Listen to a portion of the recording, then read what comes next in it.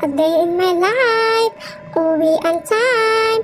At dahil po Sunday ngayon, pupunta tayo ng Baclaran Church.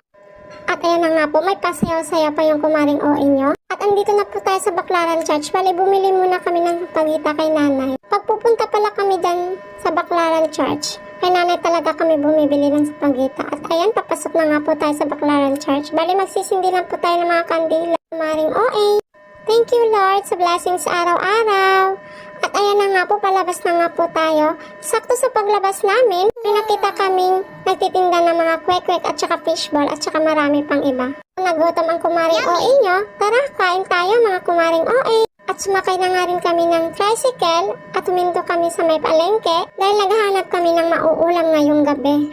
At ayan na nga po, nasa loob na kami, sakto wala kami nakita kaya lumabas na lang po kami ulit. Tapos kami nag-ikot-ikot, naghanap kami ng suso kaso wala talaga kami nakita kaya sisig na lang yung nakita namin at yun na lang ang uulamin namin. At dahil kami lang din naman dalawa, kaya hindi na kami magluluto muna. At sakto may naiwan pa kaming ulam kagabi, 2 hotdog at saka tuyo. At saka yung binili namin na ngayon na sisig, yan na lang po ang inuulam namin. Kain mga kumaring OA! Thank you for watching!